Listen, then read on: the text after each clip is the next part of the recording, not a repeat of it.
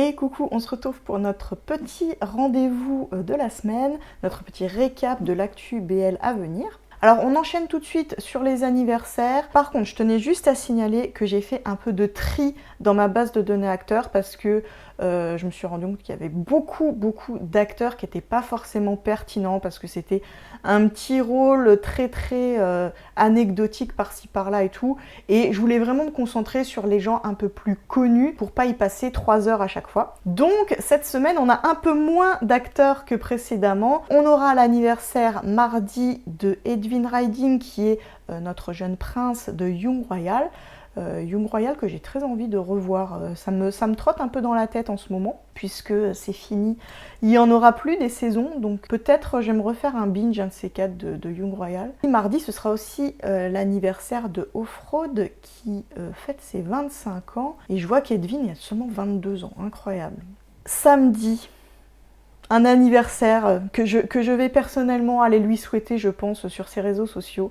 Celui de Jam, j'aime beaucoup Jam, j'adore. On est un peu plus âgé là déjà, on est un peu plus dans l'acteur un peu plus mature, même s'il a que 30 ans du coup, à peine 10 de moins que moi. Et... ouais, non, j'aime beaucoup Jam. Qui, évidemment, si vous ne le connaissez pas, a joué dans To Sir With Love avec film. Et j'ai un trou sur le nom de l'autre BL, Laws of Attraction, évidemment.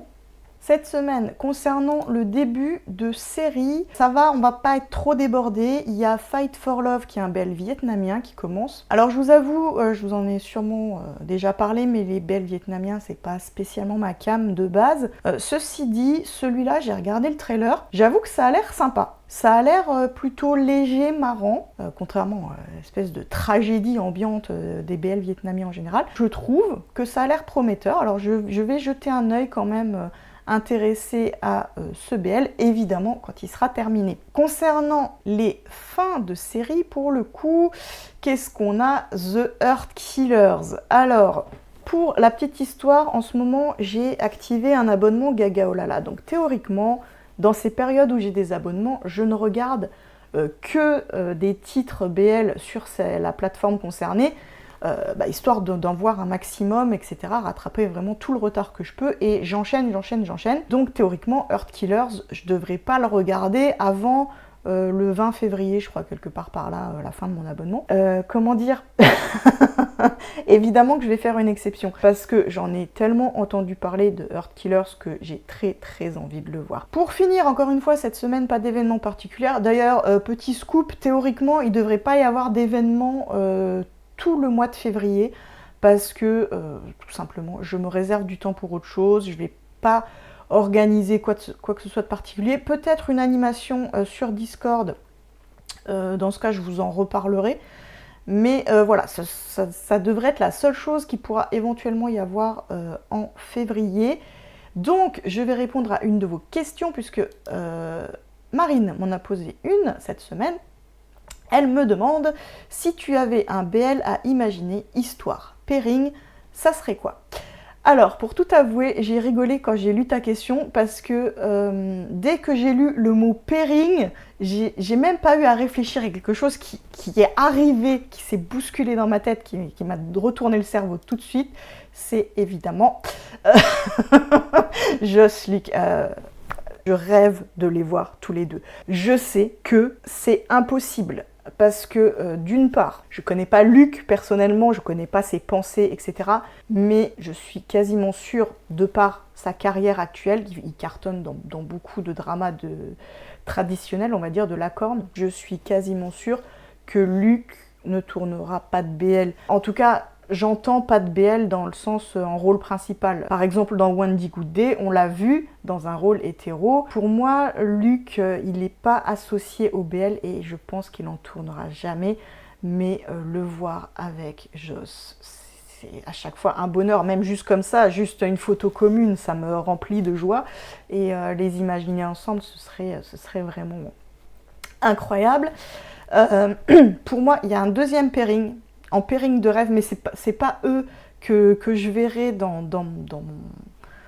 mon BL idéal, mais il y a un autre pairing que j'aimerais beaucoup voir, et ce serait Earth, évidemment, avec Umpawat. En fait, t'enlèves ce qu'il y a autour, là, pardon, un petit chat dans la gorge, et t'enlèves ce qu'il y a autour, tu me laisses Earth et Umpawat ensemble, je suis refaite. D'ailleurs, je vous avoue que cette affiche-là, elle me met quand même un peu en joie, parce qu'il y a, sur 6 personnes présentes, il y a quand même 3 de mes acteurs préférés, à savoir Umpawat, Earth Pirapat et Joss Ware. Autant je suis pas fan du principe Only Friends, autant le casting là me met en joie. Mais revenons à la question initiale, à savoir quel serait ton BL préféré à imaginer.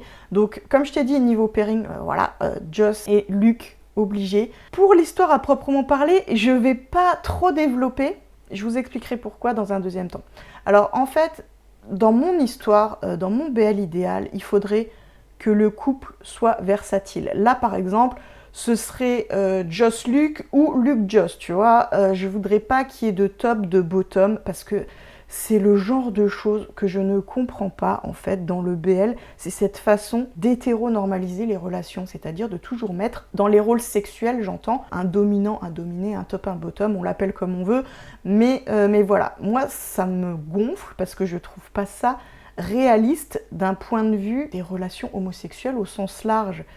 Et j'aimerais bien, moi, dans mon BL idéal, que le couple soit versatile, c'est-à-dire que voilà, il n'y en ait pas un qui est l'ascendant sur l'autre dans les relations sexuelles, autant que dans les relations tout court d'ailleurs. J'aime bien en fait que le couple soit sur un pied d'égalité. Finalement, pour le reste, je crois que mon BL idéal, il reprend beaucoup des choses que je peux reprocher au BL au sens large, à savoir je voudrais pas du tout qu'il y ait un aspect fantastique parce que, comme je l'ai dit très souvent, pour moi c'est souvent mal géré.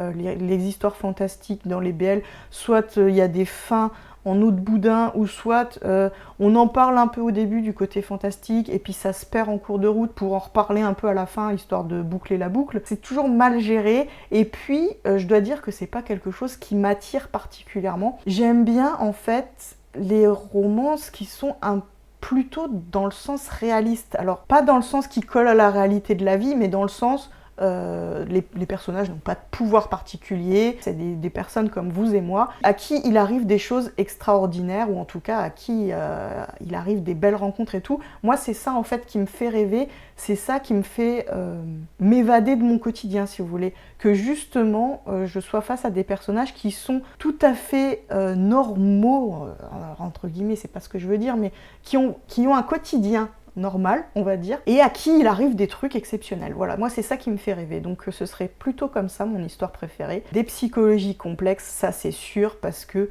j'aime bien que les choses soient pas si simples, que les choses soient pas comme on se les imagine. Par exemple, si j'ai un personnage qui est plutôt petit, mignon à la Coueurte, ça me fait entre guillemets kiffer de lui donner un rôle, je sais pas, de gangster ou de psychopathe, ou enfin tu vois, des trucs comme ça, des personnages qui sont un peu à contre-pied de leur physique, ou des personnages qui sont à l'intérieur autre chose que ce qu'ils peuvent laisser penser. Par exemple, quelqu'un qui serait plein d'assurance extérieurement et qui, en fait, intérieurement, doute de lui, des choses comme ça.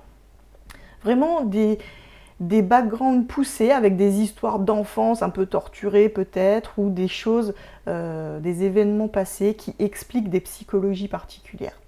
Dans le même état d'esprit, j'aime beaucoup quand il y a des rebondissements. Alors ça c'est pareil, c'est un truc, dans les BL en général c'est tracé comme une ligne droite, ou si il y a des genres de rebondissements, on les voit arriver de toute façon à des kilomètres, et quand ça arrive on n'est pas spécialement étonné.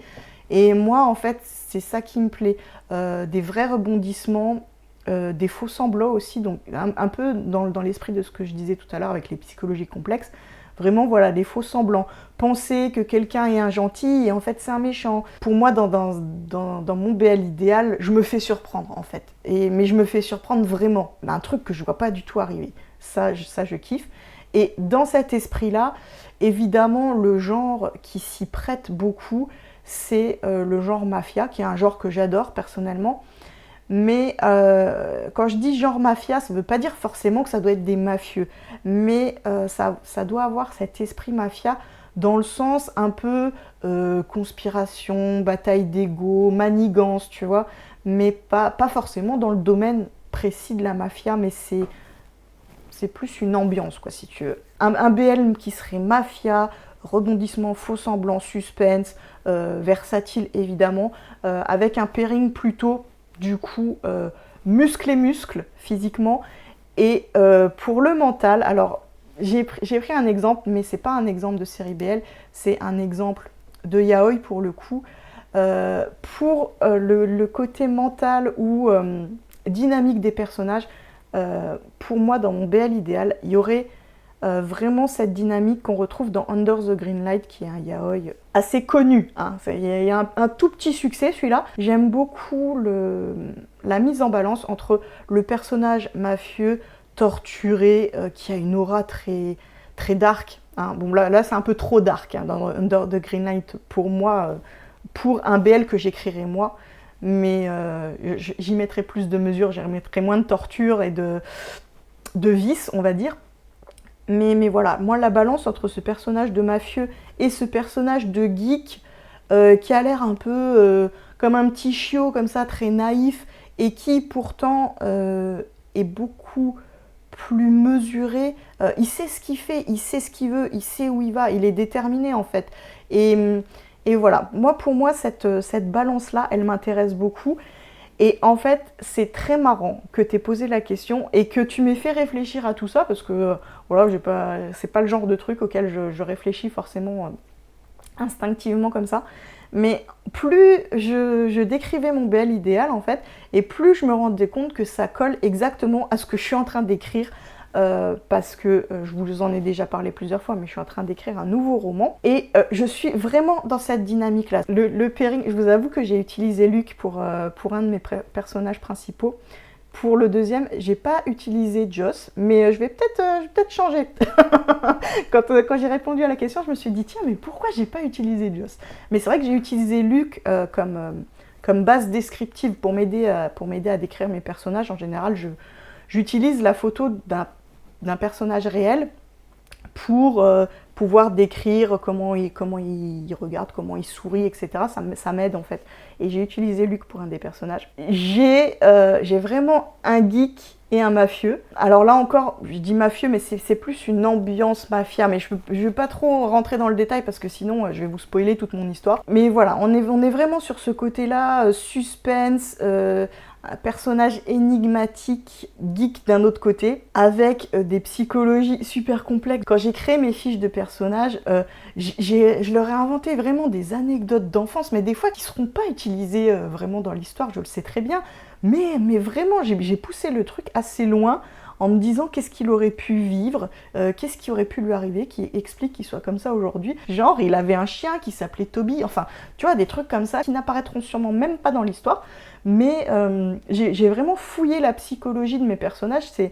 Ça me fait rire parce que c'est un peu comme si c'était des potes maintenant, que je les connaissais bien. C'est très marrant et c'est très intéressant en fait, je trouve. Et je crois que les scénaristes, ils devraient faire ça un peu plus souvent. Ils devraient vraiment fouiller le background, le vécu de leurs personnages pour leur donner un peu de corps. Ce serait super bien. Et évidemment, voilà, dans mon écriture, il y a des rebondissements, il y a des choses auxquelles on ne s'attend pas, etc. Et c'est d'ailleurs super compliqué à écrire parce que c'est un peu comme un jeu d'échecs. Il faut sans arrêt avoir 2 temps d'avance sur ce qui va se passer et surtout ne pas le révéler tout en laissant des petits indices qui par la suite pourront faire que le lecteur va dire bah, ah oui c'est vrai, il y avait eu ça comme on va dire comme signe avant-coureur. Et c'est super compliqué, mais par contre je m'amuse beaucoup, je vous avoue, à écrire tout ça. J'espère que ça pourra sortir bientôt. Moi mon objectif c'est clairement avant l'été.